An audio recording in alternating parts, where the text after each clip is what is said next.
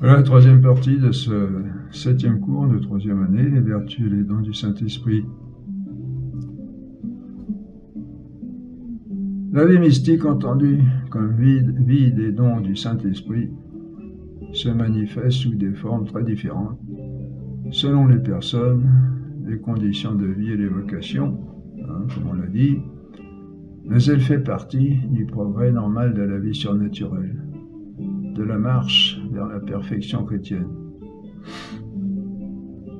Perfection au sens, on l'a compris maintenant, où être achevé, avoir bien suivi cette transformation qui nous prépare à cette vie auprès de Dieu où nous sommes divinisés, pour entrer dans la famille de Dieu, la famille de la Sainte Trinité.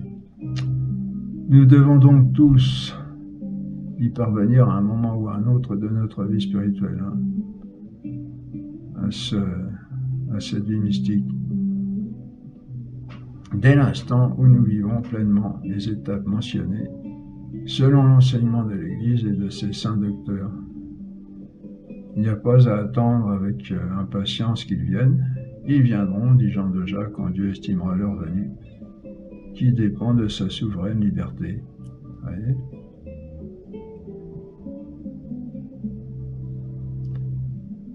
Donc les manifestations de la vie mystique viennent, mais il faut être patient. De toute façon, l'essentiel, c'est de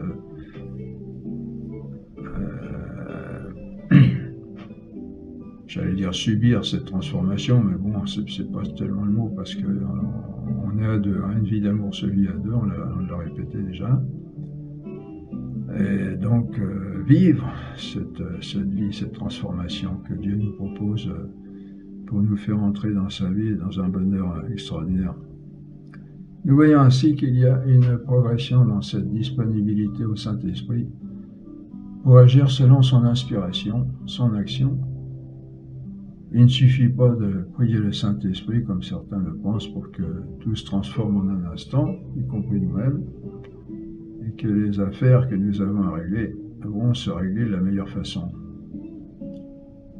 Il est tout à fait recommandé de le prier pour obtenir son aide dans tel ou tel cas particulier, mais il faut savoir que cette aide dépend en majeure partie du temps.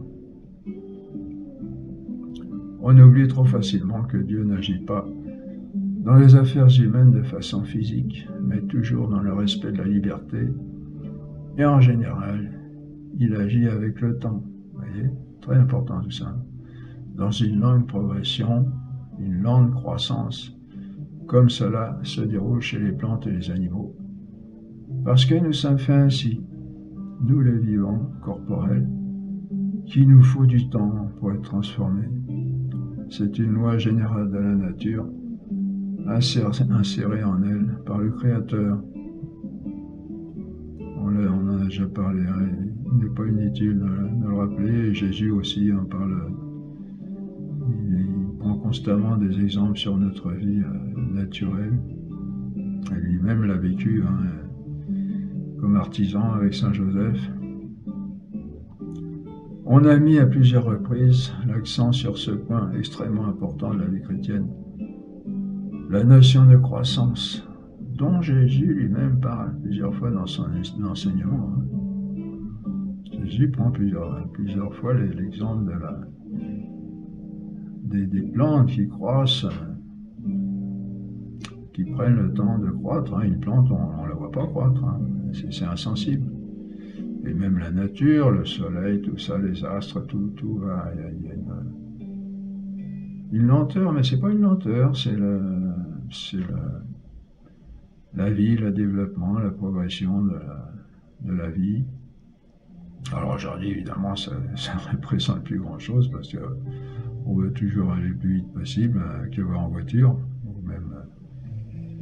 Alors que ça, je pense, c'est une bonne tentation du démon pour nous faire manquer beaucoup de choses. Plus on va vite, moins on réfléchit, et plus on manque beaucoup de choses essentielles. Il y a une progression dans cette souplesse à vivre avec et dans le Saint-Esprit. La perfection ne se réalise pas en un jour. Et c'est un apprentissage, une croissance qui demande à chaque instant notre libre coopération. Vous avez compris pourquoi. En sorte que l'on peut commencer ou ne pas commencer à se laisser transformer, assouplir. Et on peut continuer ou ne pas continuer à n'importe quelle étape de notre vie spirituelle. Malheureusement, on a des exemples parfois de gens qui se sont arrêtés. Donc, apparemment, ils continuent, des religieux par exemple, ou des religieuses. Mais c'est un désastre. Les saints en parlent, je ne m'étends pas là-dessus, mais comment vous savez ça, me direz-vous? Lisez les saints docteurs, et vous comprendrez. Par exemple, Saint Augustin qui dit je ne connais rien de plus beau qu'un bon moine et rien de pire qu'un mauvais moine. Il a dû en connaître. Je rigole, mais c'est grave, parce que c'est d'autant plus grave que ce sont des personnes qui sont appelées plus particulièrement à de haute perfection, et pour eux, l'opposé de la réussite est beaucoup plus éloigné que pour une personne, j'allais dire, ordinaire, si on peut dire. Il y a des degrés aussi de perfection chez les gens, comme dans la nature, il y a des degrés de perfection. Un chêne, c'est pas un buisson. Un lys, c'est pas une marguerite, c'est pas une pâquerette, etc. Vous voyez, il y a tout dans la nature. Chacun peut arriver à sa plénitude et être très heureux comme il est. Mais dans la nature elle-même, il y a plusieurs degrés aussi de perfection. On peut s'arrêter pour de multiples raisons, soit parce qu'on a peur de la suite, ou bien à cause de notre orgueil qui prend la place du Saint-Esprit. Et par-dessus le marché croit que c'est lui, le Saint-Esprit, qui guide sa vie alors qu'il a pris la place, même des fois sans s'en rendre compte. Je connais des prêtres comme ça, sans vouloir juger, mais je crois qu'il y avait des évidences quand même. Un supérieur que j'ai eu, à un moment donné, il pensait, un prêtre est appelé, un supérieur est appelé à tenir la place de Dieu.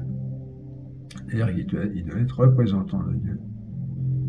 Alors je disais en plaisantant un peu à l'intérieur, il tient pas la place de Dieu, il a pris la place de Dieu. Alors, après ça, Dieu il reste à la porte derrière, et puis c'est lui qui dirige tout. Le brave homme, à partir de son cerveau, en croyant, dit je suis un homme de Dieu, donc ce que je dis ça vient de Dieu, donc non. On peut prendre la place de Dieu, et puis après ça devient un désastre.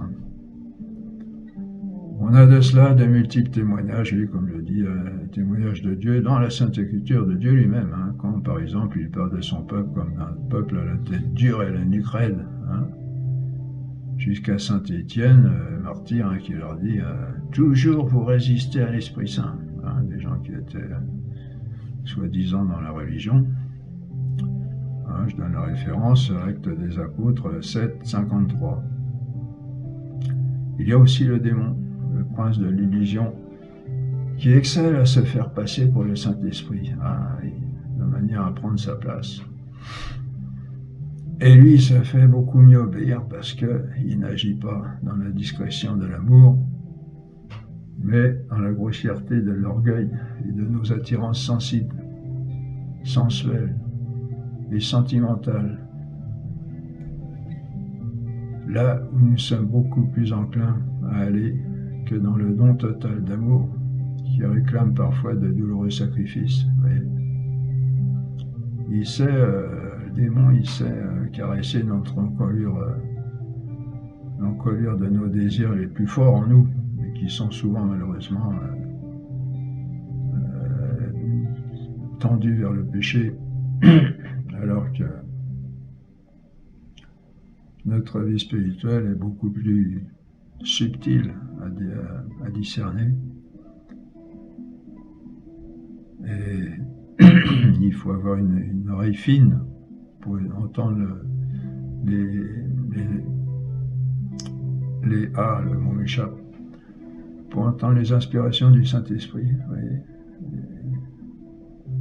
Parce qu'on a, saint Thomas le dit,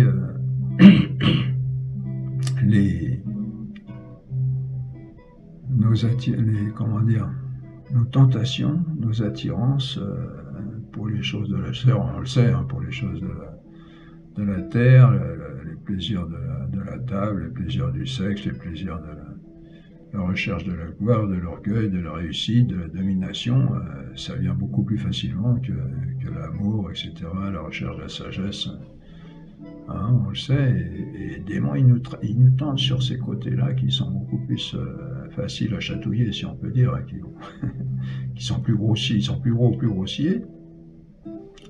Ils ne sont pas interdits, hein, il n'est pas interdit de prendre du plaisir à table, mais le problème, c'est qu'ils nous poussent premièrement vers les excès, et qui sont toujours nocifs, et deuxièmement, qui obnubilent, qui mettent une espèce de fumée grossière devant cette vie spirituelle que nous devrions vivre avec Dieu, au niveau de l'amour pur, et de la sagesse, la délicatesse et la finesse de la sagesse. L'importance donc d'être conscient de cette progression dans notre transformation par ces dons pour devenir de plus en plus souple à l'action du Saint-Esprit en nous, et à discerner avec finesse son action à lui, de préférence à n'importe quel autre. Ah, puis ça se comprend, hein, l'amour de Dieu, c'est quelque chose de très pur, de très délicat, très fort aussi, très profond, très grand. Mais on a des exemples dans l'amour humain. Hein. L'amour humain, plus il est beau, plus il est noble, plus il est vrai, plus il est fin, plus il est délicat, plus il est comment dire. Enfin, vous voyez toutes les belles qualités du véritable amour. Enfin, vous voyez, je ne sais pas si aujourd'hui, si vous êtes jeune, on a un peu perdu tout ça. Hein. Il faudrait le retrouver, si on l'a perdu. Enfin, je pense que les jeunes, ils ne sont pas fous. Hein. Ils voient bien qu'il y a quelque chose qui ne va pas dans ce monde de tentation et de dérive complète. Hein. Évidemment, cet état de vie mystique chrétienne n'a absolument rien à voir avec ce qu'on appelle l'état mystique dans le langage courant, un état d'exaltation qui relève de la sensibilité infrarationnelle, oui, il y a ce problème-là aussi, alors que le véritable état mystique chrétien est suprarationnel. Il n'est pas au-dessous de la raison, ni à côté, mais au-dessus. Il l'englobe, hein, il n'est pas non plus en dehors, il l'englobe et la dépasse, la raison humaine, hein. Parce que la foi ne contredit pas la raison, comme on l'a vu. Cette vie dépasse d'autant plus la vie sensible, et c'est pourquoi elle est incompréhensible.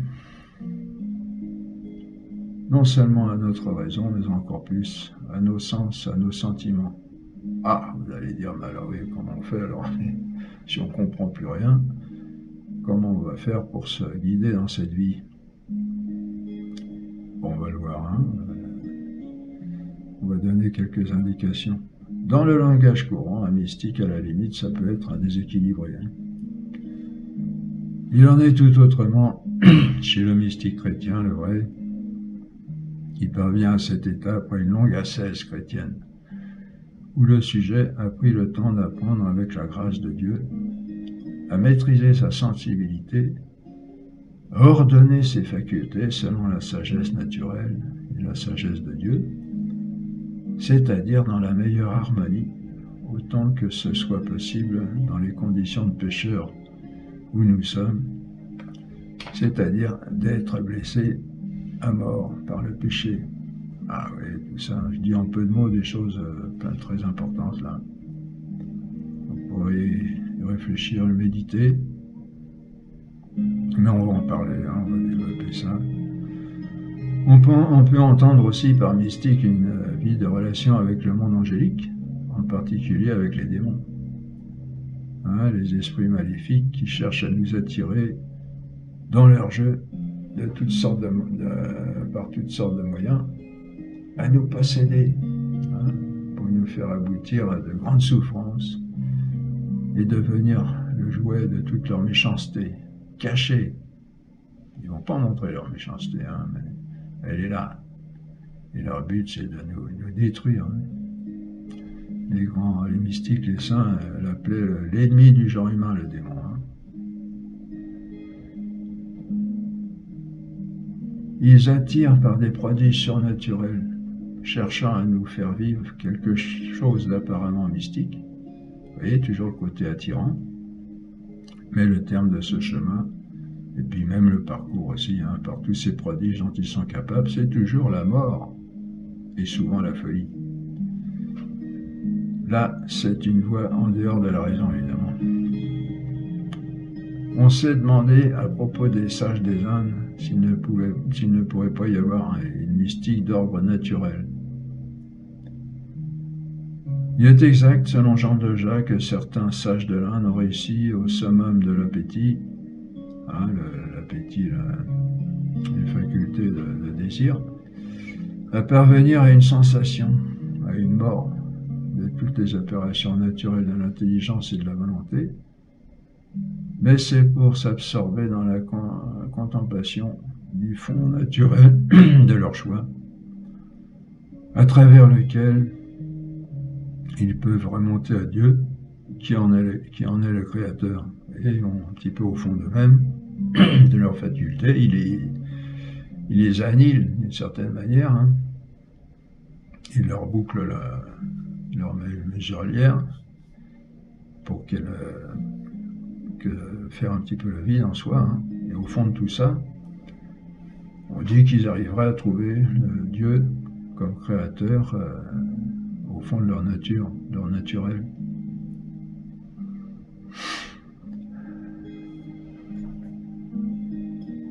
Le fond naturel de leur choix, à travers lequel d'ailleurs ils peuvent remonter à Dieu, qui en est le créateur, mais l'objet direct de leur contemplation, c'est le fond spirituel de leur choix. On voit que là, premièrement, il s'agit de l'homme qui tente d'aller vers Dieu, et non l'inverse. Et deuxièmement, qu'il le fait à travers la création, c'est-à-dire lui-même, et non directement, comme dans le christianisme, où c'est Dieu qui vient vers l'homme. Hein. Il faudra toujours se souvenir de cette différence avec les autres religions. Hein. C'est Dieu qui vient vers l'homme pour réaliser ses merveilleux desseins d'amour sur lui. Peut-être peut-on employer le mot mystique dans cette façon d'essayer d'aller au bout de soi-même, pour en sonder le fond, et peut-être retrouver des traces plus tangibles du Créateur. Mystique à cause de son aspect de nuit et de mort, mais il faut préciser de toute manière, mystique naturelle, par opposition à la mystique surnaturelle, celle qui découle de la vie surnaturelle par les dons du Saint-Esprit, la seule qui mérite proprement le nom de mystique parce que elle seule, grâce à Dieu, nous conduit directement dans le mystère de Dieu, un mystique mystère, et non au moyen de ses œuvres. Là, vous avez en particulier une description une explication de ce qu'on peut trouver de mieux avec le yoga, hein, toutes ces méthodes de méditation venues des pays de l'Orient. Ben, vous voyez, ça va pas loin, et quand on ne s'est pas dévié par le démon pour nous attirer dans des situations pas possibles. Hein. Et puis vous avez des erreurs manifestes. Au fond, l'hindouisme, le bouddhisme, il n'y a pas de Dieu. Hein. S'il y en a un, c'est une espèce de divinité vaporeuse indéfinie, dans laquelle, avec ce nirvana, là, on est appelé à se fondre. Alors vous voyez, le Dieu est fondu, nous on est fondus. On touille en mélange. Bon, excusez-moi l'expression, c'est pas très respectueux, mais bon. Et puis aussi cette histoire de réincarnation, il faut faire attention, ça, le démon il tente là-dessus, on en a parlé, hein, la réincarnation du point de vue, même du point de vue philosophique, c'est pas possible. Hein. Et vous revenez en première année, si vous voulez, ça doit être dans le cours sur l'âme. Oui, c'est ça, le cours sur l'âme. Et puis c'est une ruse du démon pour nous tranquilliser par rapport à la vie future. Parce que si on ressuscite d'une certaine manière à chaque fois, hein, après la mort, on nous propose de vivre une autre vie autrement. Donc on a plusieurs chances. Donc ça pousse les gens à penser, bah bon, bah tant pis, si on loupe cette vie, on en aura d'autres pour nous rattraper. Ah non, c'est là que le démon nous trompe, c'est qu'il nous fait croire que la mort c'est pas si terrible que ça, alors que en réalité on arrive à la mort et là on est comme avec tout ce qu'on a vécu dans la vie présente. Hein, il n'y a pas d'autre vie. Et là on doit rendre compte à Dieu de la vie qu'on a menée. J'ai un copain comme ça qui était parti là-dedans, hein, qui avait pourtant une bonne formation catholique. Il y croyait dur comme fer. Pauvre, il est décédé maintenant. J'ai prié pour lui, j'espère que ça s'est rangé, mais faire attention. Hein. Alors peut-être peut-on employer le mot mystique dans cette façon d'essayer d'aller au bout de soi-même pour en sonder le fond, et peut-être trouver des traces plus tangibles du Créateur, mystique à cause de son aspect de nuit et de mort, hein, parce que tout leur but c'est se faire mourir de soi-même, hein, mourir les tendances, surtout la volonté, tous les désirs, on ne doit plus avoir aucun désir hein, dans le bouddhisme. Alors bon, on ne va pas s'étaler trop là-dessus, mais je crois qu'on en a déjà parlé. Parce qu'ils ont compris qu'il y a toujours une bonne vérité, une vérité importante au départ. Ils ont remarqué, ce qu'avaient remarqué les vrais philosophes aussi, que la plupart des souffrances viennent d'une volonté contrariée. Vous voyez, c'est vrai, bon, je vous dis ça comme ça en 2 mots pour y réfléchir, mais quand on regarde bien, c'est ça. Alors ils se sont dit, bon, il n'y a qu'à faire mourir la volonté, comme ça il n'y aura plus de souffrance. Le problème aussi, c'est que la volonté, elle n'a pas pour correspondant seulement la souffrance, elle a aussi pour correspondant le plaisir et le bonheur. Hein, alors, tuer les désirs de la volonté, c'est la faire mourir de faim. Et alors, c'est vrai que de cette façon, on évite de souffrir, on évite pas mal de souffrance, parce que comme ça, la volonté, si on la coupe nous-mêmes, elle sera plus coupée par les événements, et donc ça évite pas mal de souffrances qui nous viennent de l'extérieur. Mais on s'impose nous-mêmes, à soi-même, une souffrance terrible, hein, dans le sens où on fait mourir en nous tout ce qu'il y a de plus précieux.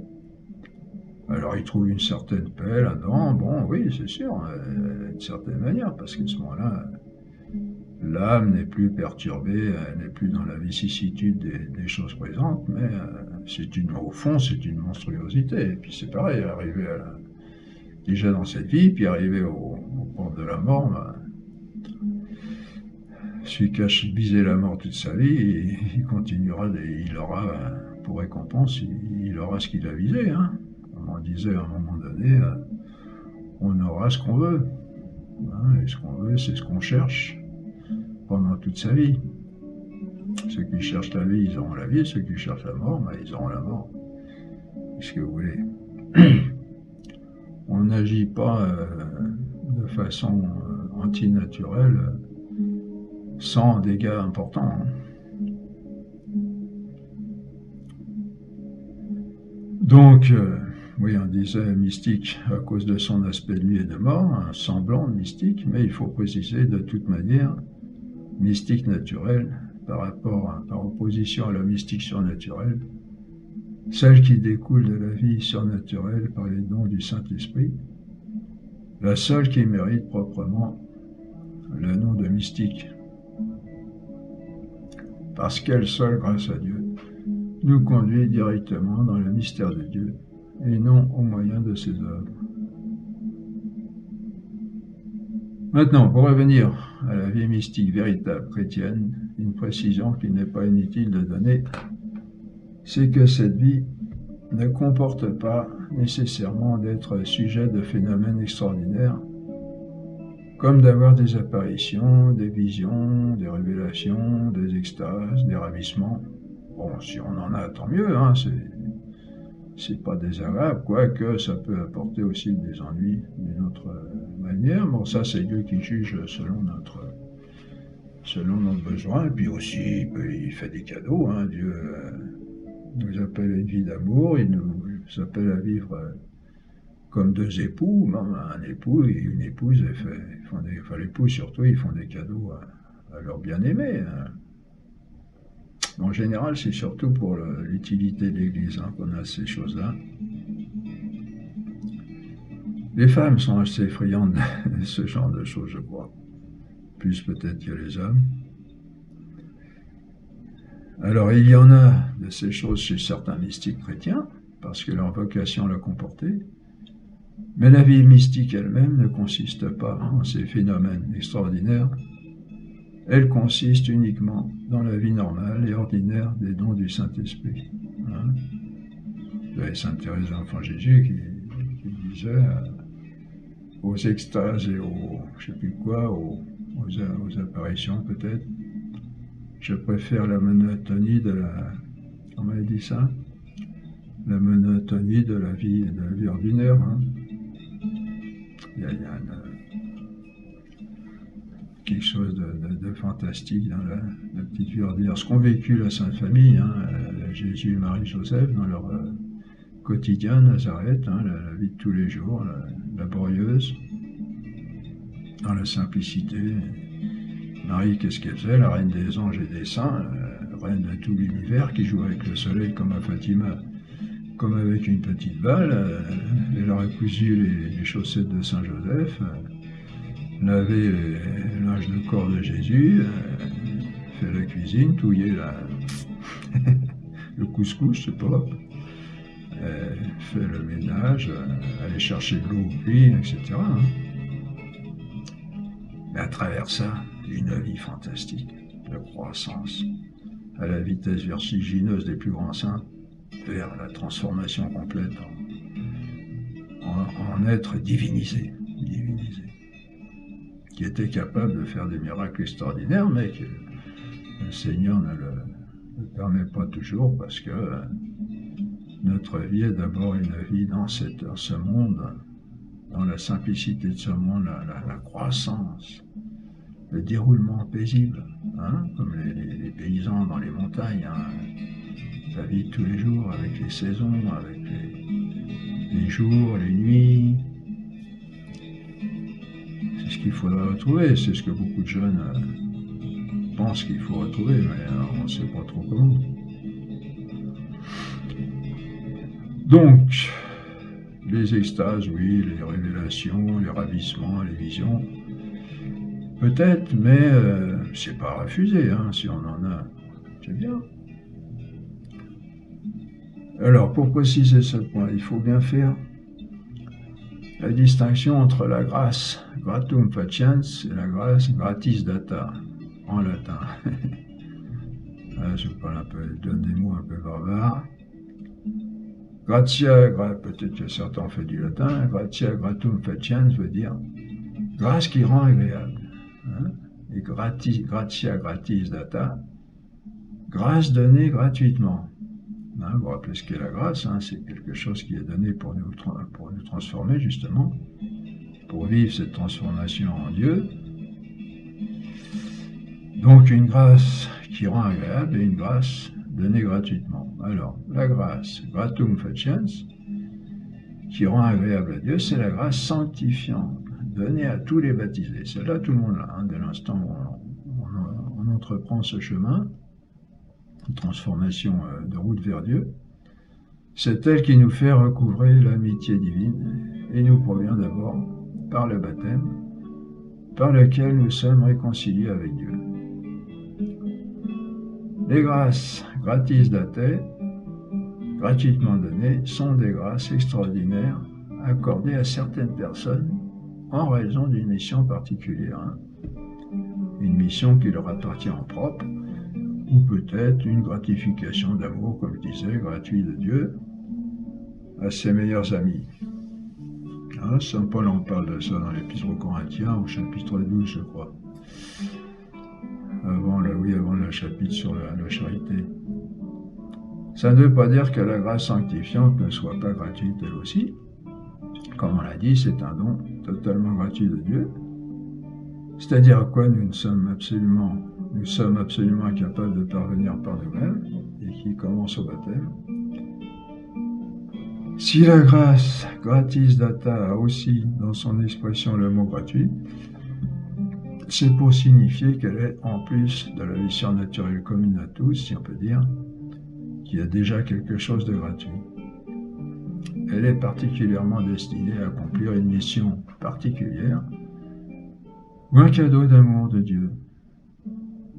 Ce qu'on obtient par cette grâce gratis data est ce qu'on appelle ordinairement des charismes. Vous avez entendu parler de ça, comme le don de prophétie, de parler diverses langues, de lire dans les esprits, de parler en langue. Vous avez ça dans ce chapitre de Saint Paul qu'on citait. Le don de prophétie, c'est de voir, de dire des choses de la part de Dieu, c'est de voir dans la science de Dieu. Dieu nous révèle certaines choses qu'on peut faire connaître. Parler diverses langues, c'est ce qu'ont eu les apôtres au début de l'Église. Ils avaient besoin de ça parce qu'ils allaient évangéliser le monde. Ils se sont mis à parler des langues sans les avoir jamais apprises. Vous avez Sainte Catherine de Sienne en particulier qui voulait lire les prières, c'était en latin à l'époque, elle ne connaissait pas le latin, et le Seigneur lui a donné la grâce de comprendre ce qu'elle lisait. Elle ne savait pas analyser. C'était un don que le Seigneur lui a donné pour comprendre ce qu'elle lisait. Mais elle n'avait pas acquis la science du latin. Elle le lisait par grâce de Dieu, grâce gratuite. Vous voyez, on peut en demander éventuellement, si ça se justifie, le Seigneur peut nous les donner. Mais bon, en sachant que ce sont des dons gratuits que le Seigneur décide lui-même de donner, qui ne font pas partie essentiellement de notre cheminement vers la perfection chrétienne.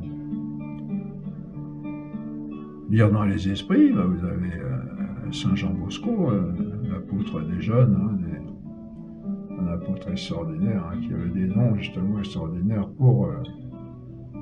et il savait lire, à la communion par exemple, avant de communier, il disait « toi tu peux communier, toi tu peux pas communier ».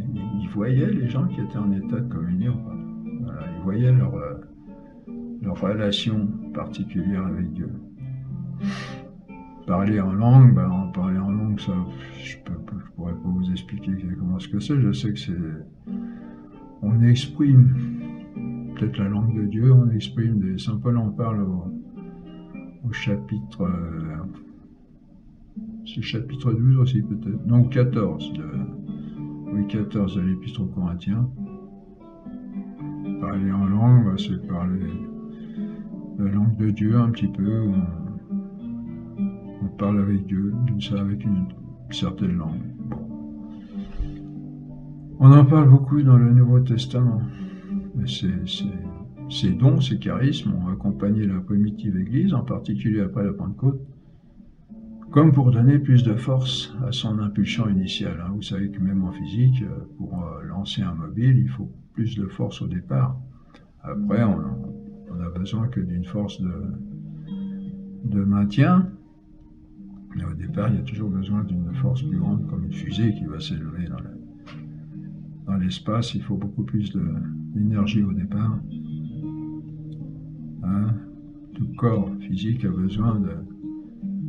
plus besoin de force au départ que d'énergie une fois lancée. De ce fait, la vie mystique étant liée à la vie de la grâce sanctifiante, appartient évidemment à tout chrétien en état de grâce, alors que les charismes peuvent être accordés à des pécheurs en raison de l'exercice de leurs fonctions. Oui, alors, vous voyez, il ne faut pas trop se fier à ça, parce que vous pouvez avoir des gens qui vont peut-être pas forcément aller au paradis et qui ont des charismes comme ça, parce que leur fonction l'exige. Ils ne sont pas liés à la sainteté ou à la sanctification de la personne. Le charisme d'infaillibilité du pape, par exemple, est lié à la fonction du pape et ne dépend pas forcément de sa sainteté. dit aussi que le roi en France avait, après son sacre à Reims, le pouvoir de guérir les écrouelles. Moi, j'ai regardé dans le dictionnaire, c'est adénopathie, affection et lésion des ganglions lymphatiques cervicales chroniques d'origine tuberculose. On dit qu'au Moyen-Âge, il y avait pas mal de gens qui étaient atteints de cette maladie, et on dit que le roi, après son sacre, avait le pouvoir de guérir ces choses-là. Les charismes sont souvent liés à la fonction. Voilà. Et il n'y a pas seulement des charismes individuels, il y en a aussi des collectifs, comme à la Pentecôte, et ensuite, quand la communauté chrétienne eut besoin d'une grande impulsion pour s'affermir et convertir le monde. On a eu aussi de nos jours ce que Pie XII et Jean XXIII, au dire de Jean ont appelé la nouvelle Pentecôte, quand sont réapparus de ces charismes collectifs en certaines communautés dites charismatiques, nécessaires à notre monde redevenu païen. Bon, il y a de ça quelques dizaines d'années, oui, disons, peut-être 2 ou 3 dizaines d'années. Voilà ce que nous avions à dire comme généralité sur les dons du Saint-Esprit. Oui, alors, vous avez par exemple Jess Manjakan, un grand convertisseur, bon, qui maintenant il est un petit peu en dehors de la route, il était très malade, un peu comme le Père Tardif, je ne sais pas si vous avez entendu parler. Et il faisait des guérisons en masse. Moi, j'ai fait 2 retraites avec lui de 4 jours, des retraites décapantes. Il y avait 1300 une fois et l'autre fois 1500 personnes. Il prêchait dans l'église, et puis des moments où il faisait des guérisons. Et puis à un moment, par exemple, un soir, il demande tous ceux qui ont été guéris, levez-vous. Et vous voyez des dizaines de personnes qui se lèvent comme ça. Il guérissait. Moi, j'ai vu à un moment, j'arrive à l'église et puis je vois un petit père qui était comme ça, debout, appuyé sur la chaise, comme ça. Puis un jour, j'arrive, je vois, il bougeait pas du tout. Alors, j'ai dit, vous êtes guéri? Il me fait, j'espère. Vous voyez, c'est un homme qui avait, il guérissait par la grâce de Dieu, des quantités de personnes. C'était impressionnant. Je ne sais pas ce qu'il vient maintenant, je crois qu'il est encore vivant, mais... Nous voyons maintenant, donc, voilà, on arrête avec ces dons, donc vous voyez, il faut, si on en a, tant mieux, sachant les gérer, avec humilité. En général, les vrais saints, ils se font tout ce qu'ils peuvent pour que ça se sache pas. Ils n'aiment pas être en première ligne. Alors, il y a un petit bouchon là. Alors, nous voyons maintenant, dans un tableau, comment chacun des 7 dons du Saint-Esprit correspond à une vertu et à une béatitude. Alors, vous savez, les béatitudes, ce sont ce dont a parlé Jésus dans le Sermon sur la montagne. Heureux vous qui êtes purs, etc.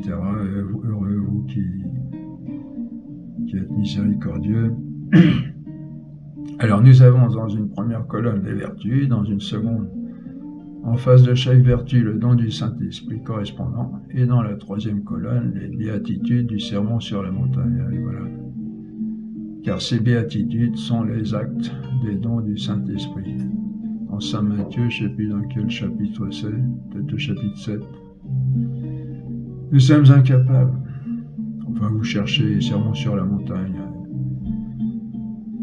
Il y en a aussi chez Saint-Luc, c'est plus raccourci, plus bref. Nous sommes incapables, sans les dons du Saint-Esprit, de vivre ces béatitudes. Et chacune de ces béatitudes est l'œuvre d'un don du Saint-Esprit. Alors, premièrement, la vertu de tempérance nous aide à dominer nos inclinations, mais ce qui nous aidera le mieux à maîtriser toutes ces inclinations, c'est la crainte de tomber dans le péché, et c'est le don de crainte du Saint-Esprit.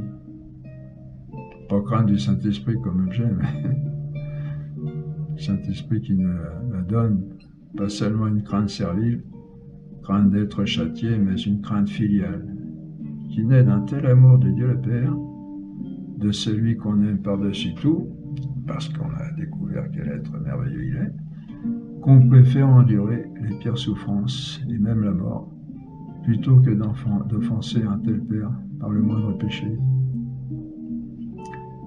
Il s'ensuit alors le bonheur d'être détaché de tout ce qui n'est pas celui qu'on aime d'un amour fabuleux. Et non seulement c'est une grande joie, la joie de la liberté, mais encore, par là, on évite quantité de souffrances. Pour ne pas dire toutes, car une souffrance vient toujours d'un bien qui nous fait défaut.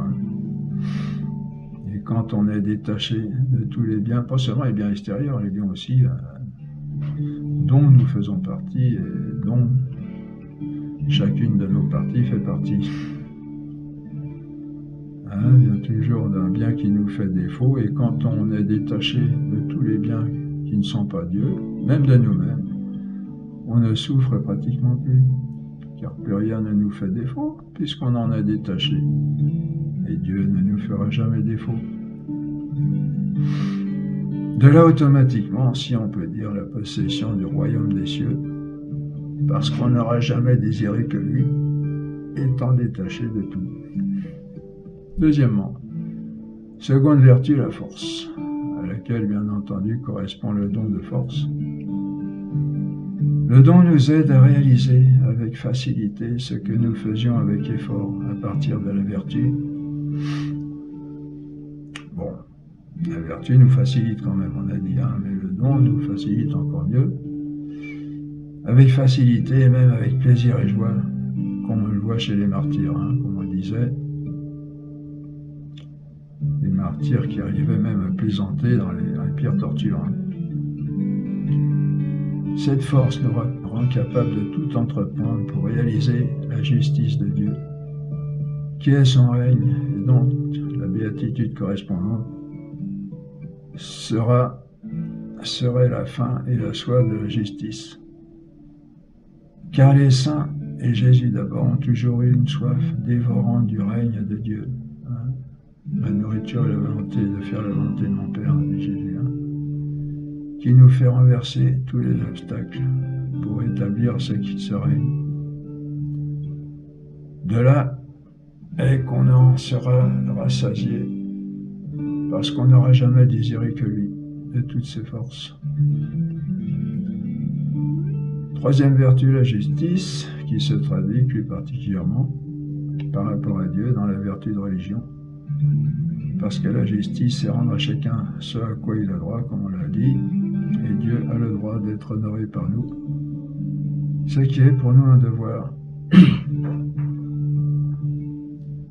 À cette vertu de justice correspond le don de piété, par lequel nous honorons dans le Créateur, le Père éternel, comme ses enfants, car la piété, dans son origine étymologique latine, c'était rendre ses devoirs à ses parents, pietas en latin.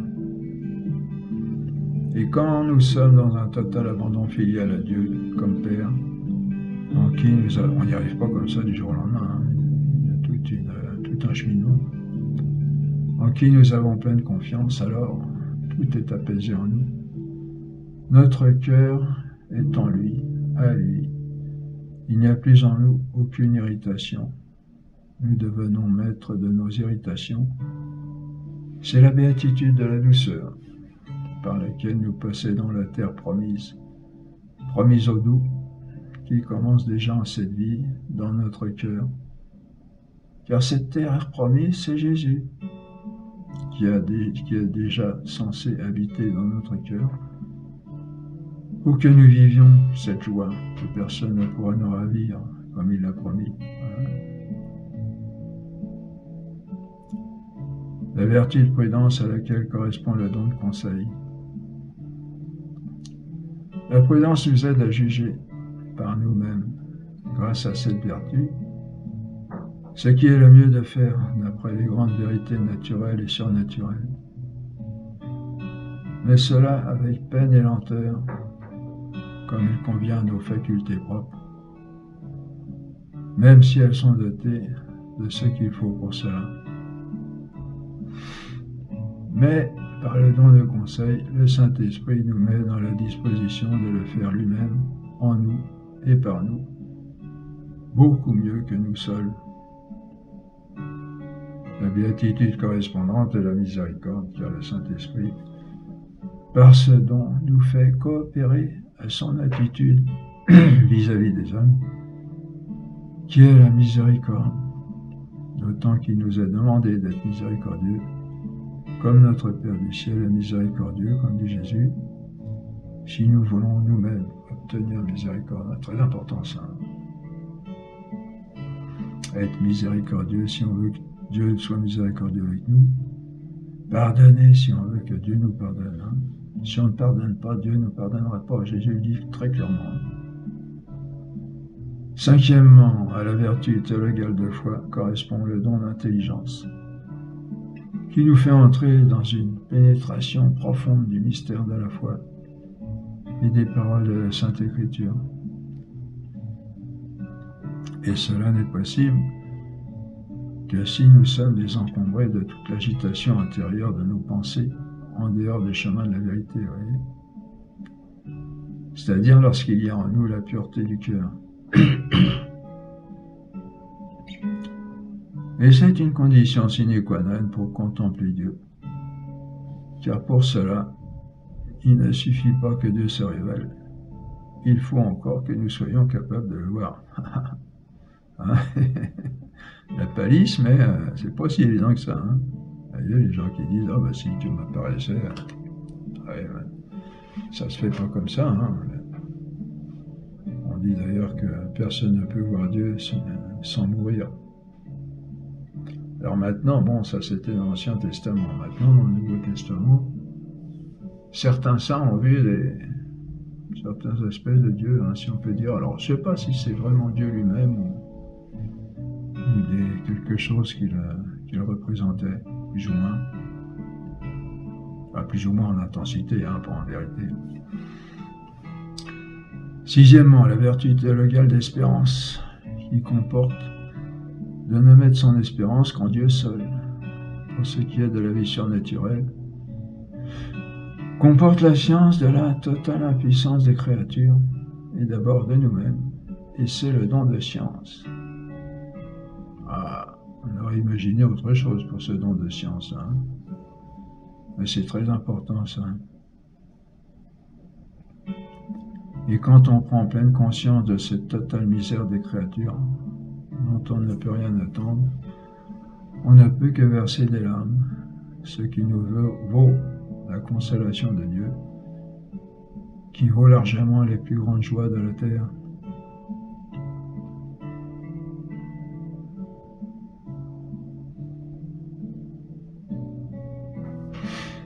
La science de la totale impuissance des créatures, au moins dans cet ordre, pas absolument. C'est très important. On dirait à quoi ça sert cette science, c'est de savoir qu'on est bon à rien. Si, justement. Et c'est là qu'on va tout faire pour laisser le plus de place à Dieu pour qu'il réalise en nous ses merveilles. Septièmement, la charité fait l'unité avant nos vues. Elle unifie tout en nous, car par elle nous faisons tout par amour de Dieu. Et en unifiant tout en nous, la charité réalise en nous la paix.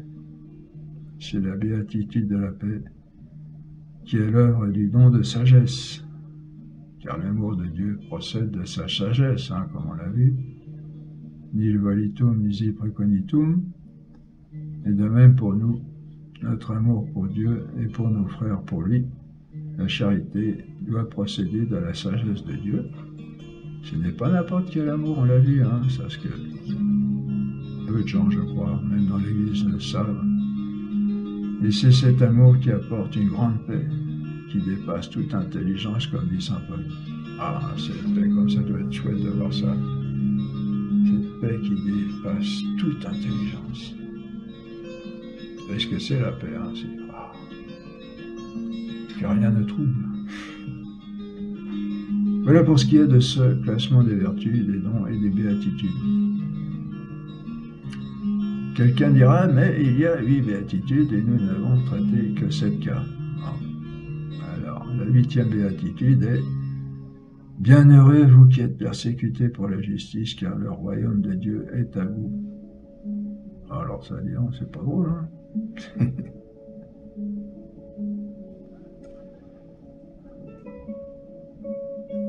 Il faut dire alors que c'est la conséquence de tout ce que nous vivons avec Dieu qui entraîne que nous soyons persécutés pour la justice. Ah, tiens donc. Ah oui, c'est pas très facile à comprendre et pour cela, il faut remonter au début du monde à la création. Ah oui, c'est pas facile ça, parce que quand on dit, si vous dites à quelqu'un, venez avec Jésus, venez, vous serez heureux, c'est le Sauveur, il nous aime, etc., il va nous combler. Et vous arrivez, vous dites, d'accord, je viens, puis vous arrivez, on vous dit, bienheureux vous qui serez persécutés. Wow. Qu'est-ce que ça veut dire? Alors on remonte, pour comprendre ça, il faut remonter à la création du monde. Dieu, on l'a fait déjà, mais on va rappeler. Dieu a créé le monde pour en faire un reflet de sa gloire. On va allumer un petit peu parce que tout un peu sombre. La nuit arrive. Dieu a créé le monde pour en faire un reflet de sa gloire et donner à des êtres de participer à son bonheur.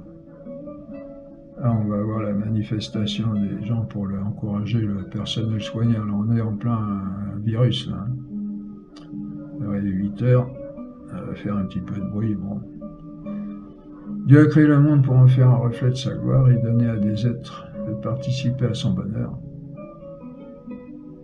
Bonheur fondé dans la vérité et l'amour, parce que fondé dans la Sainte Trinité, qui est Trinité par la vérité et l'amour. Comme on l'a vu, le Fils procédant du Père comme vérité, sagesse éternelle, et le Saint-Esprit procédant du Père et du Fils comme amour infini du Père et du Fils. Donc Dieu a créé le monde pour en faire un reflet de sa gloire et nous faire participer à son bonheur, et cela à tous les degrés possibles d'être. Et pour qu'il ne manque rien à cette gloire, il fallait qu'il y ait des êtres capables de vérité et d'amour comme lui, et donc par conséquent capables de liberté. Seulement la liberté comporte libre choix, hein, et il a été donné à ces êtres libres d'aimer, de choisir d'aimer Dieu librement, dont adressé d'abord aux anges, puis à l'homme. Certains anges ont accepté d'entrer dans ce grand plan d'amour, d'autres ont refusé, on l'a vu. Hein. Et comme c'est... Enfin, je crois qu'on l'a vu. À moins que non, ça sera peut-être au... Enfin, si, on en a parlé de toute façon, je crois. Certains anges ont accepté... Bon, de toute façon, on le rappelle ici, rapidement. Certains anges ont accepté d'entrer dans ce grand plan d'amour, d'autres ont refusé. Et comme cette proposition d'amour était fondée dans la vérité et l'amour, il ne restait à ceux qui ne voulurent pas s'y associer que le mensonge et la haine. Hein, oui. Et de fait, ces anges séparés devinrent des monstres de mensonges, d'orgueil, d'égoïsme et de haine. Ils entraînèrent à leur suite l'homme, qui n'était pas obligé non plus, hein, l'homme. Hein. C'est ce qu'on appelle le péché, le sujet du cours suivant, et qui consiste à se séparer du merveilleux projet de sagesse et d'amour de Dieu, et à préférer nos propres inventions, qui seront toujours moins bien que celles de Dieu, évidemment, puisque c'est lui qui a les meilleures idées, puisqu'il est la sagesse infinie. C'est ce qu'on appelle aussi le mal, ce qui enlève au bien, conçu par Dieu pour qu'il soit moins bien. Et ces séparés de Dieu se sont unis pour se constituer un royaume, avec pour chef le plus puissant, Satan, hein, et toute une hiérarchie organisée, fondée sur la haine et le mensonge. Et comme la haine et le mensonge s'opposent à l'amour et à la vérité, de façon contradictoires, en sorte que l'un chasse obligatoirement l'autre, car là où il y a de l'amour, il ne peut y avoir de haine, et inversement, et là où il y a vérité, il ne peut y avoir de mensonge, et inversement. Et comme ces deux royaumes opposés cherchent à se répandre, celui de Dieu par amour et celui de Satan par orgueil et haine, de là est que ces deux royaumes sont constamment en conflit. Et que, vous voyez où on veut en venir, mais que chacun tente à prendre la place de l'autre en détruisant ce qui fait sa caractéristique. Le royaume de Satan, avec tous ses partisans cherchant à détruire tout ce qui est vérité et amour, et le royaume de Dieu, avec tous ses enfants, cherchant à détruire tout ce qui est haine, orgueil, erreur et mensonge. Le pape Léon XIII, dans une de ses encycliques, a bien mis en relief ce fait, pour vous dire que on n'invente rien. De toute façon, c'est le fond du fond de la doctrine catholique, puis de la vie de l'univers. Le pape Léon XIII, dans une de ses encycliques, a bien mis en relief ce fait que tout, en définitive, dans le monde, dépend en arrière-fond du conflit entre ces deux royaumes d'amour et de haine. Ça fait pas trop de bruit ce soir, ça. Les gens commencent à s'essouffler un peu. Bon, c'est vrai que c'est pas drôle, ça, cette situation. Alors, on voit ainsi comment il faut comprendre cette 8e béatitude. Bienheureux, vous qui êtes persécutés pour la justice, car le royaume de Dieu est à vous. Car la justice, c'est rendre à chacun ce qui lui est dû. Et nous devons avant tout à nos frères la vérité et l'amour. Et de ce fait, le royaume de Satan cherche à éliminer tous ceux qui travaillent contre lui. Vous voyez ? Bon, ça on comprend, mais alors après, pourquoi bienheureux ? Parce qu'être persécuté, c'est pas très rigolo. Eh bien, parce que c'est un signe certain, si on travaille vraiment pour la justice, c'est-à-dire pour l'amour et la vérité, pour Dieu, que nous travaillons. Parce que c'est un signe, oui, certain, que si on travaille vraiment pour la justice, c'est-à-dire pour l'amour et la vérité, que nous travaillons pour la vérité et l'amour, parce que c'est pas toujours évident, on peut être trompé aussi de ce point de vue-là. Eh bien, cette persécution, ça veut dire qu'on est bien... moi, ça m'arrive des fois, j'ai des manifestations de Satan, non, j'ai pas vu, mais je sais des fois qu'il est là, et je sais qu'il me prépare, ou il est en train de me mettre un coup. Ben, ça fait mal, c'est très embêtant, parce que c'est très désagréable, mais d'un autre côté, je dis, tant mieux, parce que ça montre que ce que je fais, ça lui plaît pas. Et donc, ça plaît à Dieu. Vous comprenez ? Parce qu'on peut être dans l'illusion aussi, il faut être très très prudent. Et notre récompense pour cela sera grande, dit Jésus, parce qu'il n'y a pas de plus belle tâche au monde que de travailler pour la justice et la vérité avec Dieu. Faut savoir ce monde-ci passe. Ce monde-ci, il faut l'utiliser, entre guillemets, au grand sens du terme, pour la vraie vie, la vie qui va durer toujours, et pour acquérir, pour parler vulgairement, la meilleure place à haut, mais au fond, vous comprenez ce qu'on veut dire.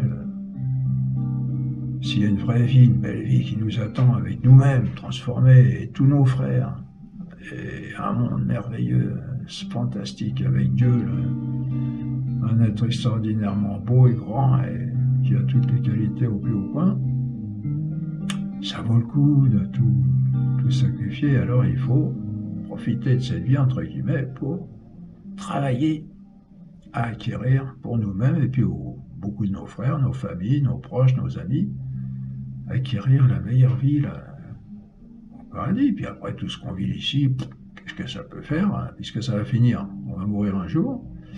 D'autant plus ça vous savez peut-être pas, arrive la honte, on oubliera tout.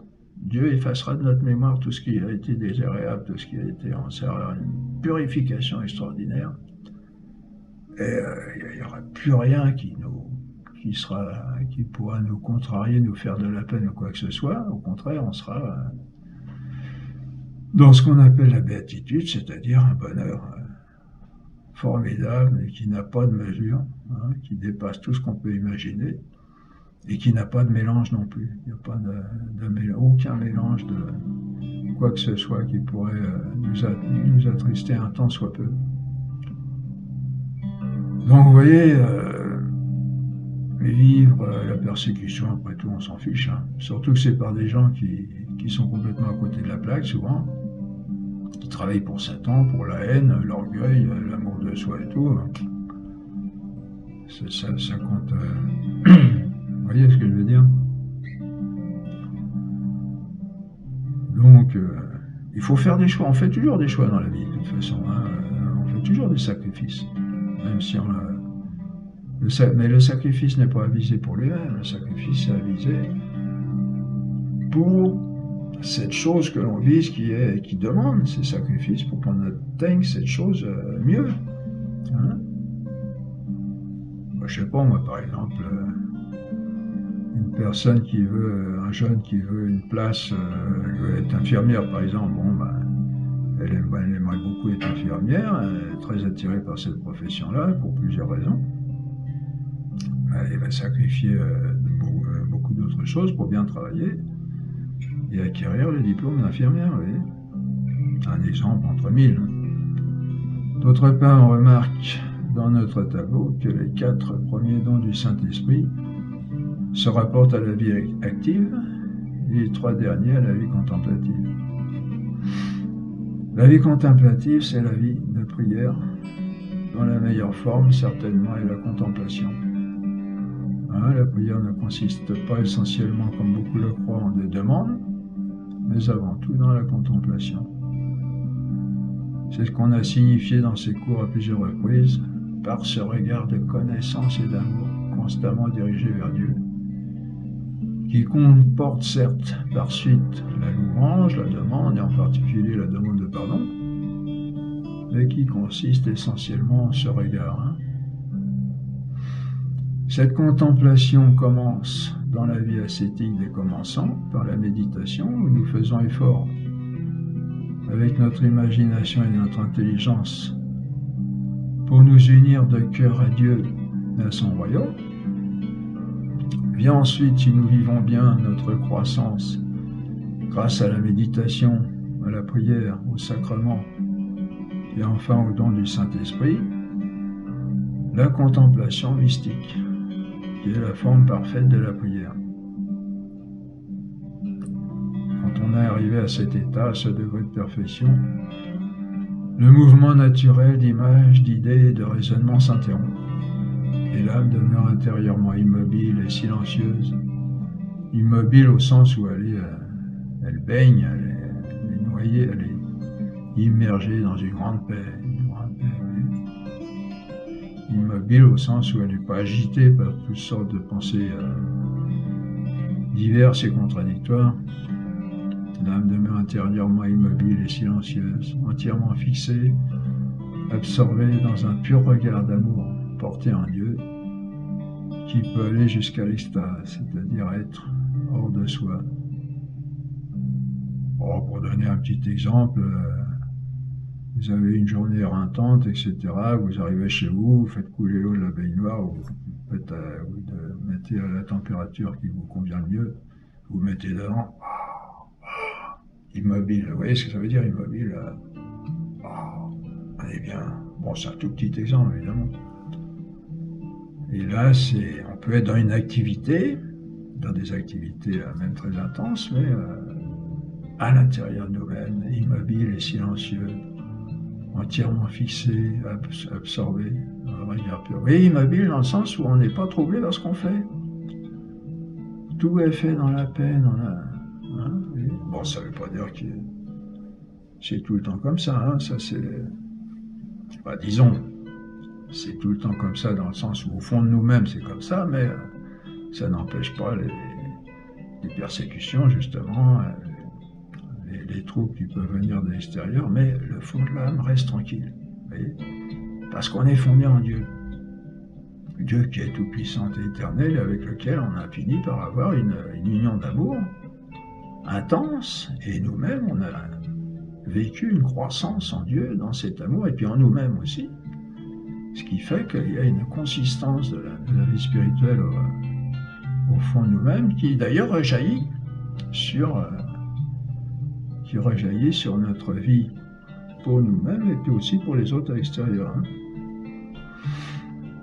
On se souvient de l'histoire de cette bergère qui était venue demander à Saint Bernard de lui apprendre à prier, car elle se plaignait de commencer le Notre Père le matin et de se trouver dans la puissance de continuer, restant perdue toute la journée dans la contemplation et l'émerveillement de ce fait que Dieu est notre Père. Et c'est bien sûr Saint Bernard qui s'est recommandé à ses prières.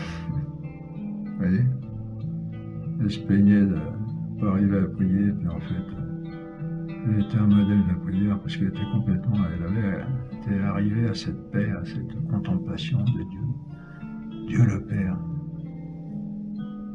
Bon, elle aurait pu s'arrêter aussi que ton nom soit sanctifié, etc. Vous voyez? Alors cette contemplation mystique n'est pas la vision que nous aurons dans la gloire. C'est une connaissance de Dieu par la foi, mais le summum de la connaissance de Dieu par la foi. C'est une certaine possession de l'objet de nos désirs, de l'objet de notre amour. Et donc, il n'y a pas que la contemplation, il y a aussi la joie de la contemplation, la joie d'être en une certaine possession de l'être aimé. Inutile de dire quel délice nous pouvons éprouver dans une telle union, qu'on ne peut en procurer l'être le plus beau, le plus désirable qui soit à l'infini. Un avant-goût de notre béatitude éternelle. Voilà ce que nous avions à dire sur les dons du Saint-Esprit. Alors après avoir étudié la morale, alors vous voyez le mot morale, après ces cours, là il revient un aspect beaucoup plus sympathique. On rappelle toujours que la morale c'est le mode d'emploi entre guillemets pour arriver à notre béatitude, notre bonheur éternel qui surpasse toute intelligence, comme dit saint Paul. Voilà ce que nous avions à dire sur les dons du Saint-Esprit, et après avoir étudié la morale surnaturelle et chrétienne, il nous faut maintenant nous intéresser dans les cours suivants aux étapes historiques de la réalisation de l'ordre surnaturel, en commençant par le péché, puis en poursuivant avec l'incarnation rédemptrice, et l'Église avec ses sacrements, comment notre religion est née, s'est développée, et continue son chemin aujourd'hui. Voilà. Merci de votre attention. Travaillez bien, méditez bien, priez bien, entrez bien dans la contemplation et puis priez Dieu surtout de nous conduire dans ce chemin qui, on l'a bien compris, n'est pas notre affaire, bien que nous ayons notre part tout à fait réelle à y jouer. Voilà, à bientôt.